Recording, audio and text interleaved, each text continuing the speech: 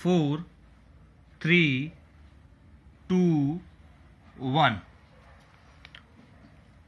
महोदय, बच्चों को जो ज्ञान प्राप्त हो वह अनुभव से प्राप्त हो, न कि केवल स्मरण शक्ति पर आश्रित रहकर रटाई द्वारा।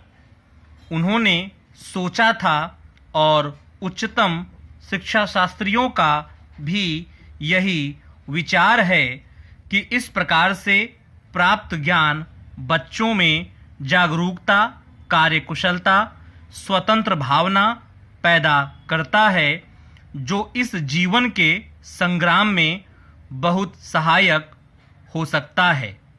दूसरा मौलिक विचार उनका यह था कि इस प्रकार की शिक्षा इस देश के लिए अनुकूल ही नहीं बल्कि अनिवार्य है। बच्चों से जो कुछ भी काम कराया जाए वह उत्पादक काम हो और उससे जो कुछ भी पैदा हो उससे शिक्षा का व्यय यदि पूरा नहीं तो अधिकांश निकल सके, क्योंकि यदि शिक्षा का व्यय दूसरे प्रकार से निकालने का प्रयत्न किया जाएगा तो वह बोझ इतना बड़ा होगा कि शिक्षा सार्वजनिक नहीं बन सकेगी। पिछले वर्षों में जो कुछ भी विचार किया गया था या प्रयोग करके देखा गया, उससे जहाँ तक मैं समझता हूँ वही निष्कर्ष निकाला जा सकता है जो पहले सम्मेलन में हुई बहस से निकाला जा सकता था। हमारे शिक्षा शास्त्रियों ने इस पद्धति की अनुकूलता और श्रेष्ठता तो जान ली थी, पर उनकी दृष्टि में इसके द्वारा शिक्षा का व्यय निकालना असंभव तो नहीं, अनुचित भी था। प्रयोग से देखा गया है कि इस पद्धति की उपयोगिता है और इससे पूरा नहीं तो अधिकांश व्यय निकाला जा सकता है। यह प्राथमिक और माध्यमिक शिक्षा के संबंध में कह रहा हूँ। उच्च कोटि की शिक्षा के संबंध में अभी प्रयोग नहीं के बराबर हुआ है, इसलिए उसके संबंध में अभी कुछ भी कहना संभव नहीं है।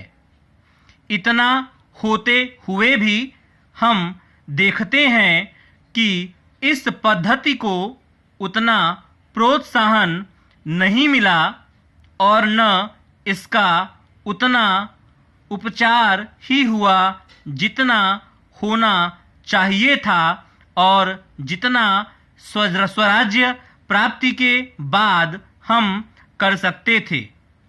इसका कारण जहाँ तक मैं समझता हूँ यही है कि इसकी उपयोगिता प्रमाणित होने पर भी पुरानी पद्धति पर जो आस्था थी वह अभी दूर नहीं हुई है और इसी कारण शिक्षा के काम में जो व्यक्ति लगे हुए हैं उनका न तो इस ओर ध्यान गया और न उन्होंने इस विषय पर गहराई से चिंतन ही किया है।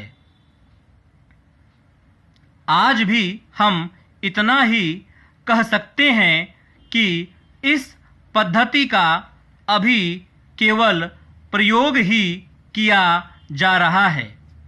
इस राष्ट्रीय कार्यक्रम मानकर हमारी सरकार ने उसको चालू करने का निश्चय नहीं किया और क्रियात्मक रूप से कुछ करने की बात तो नहीं के बराबर ही है।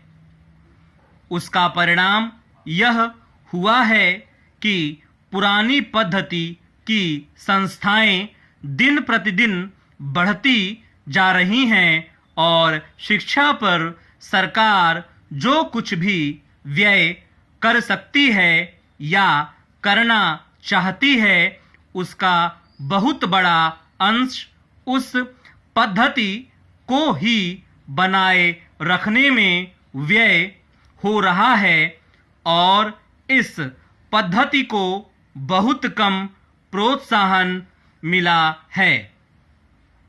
मेरा अपना विश्वास है कि शिक्षा में मौलिक परिवर्तन अवश्य किया जाएगा।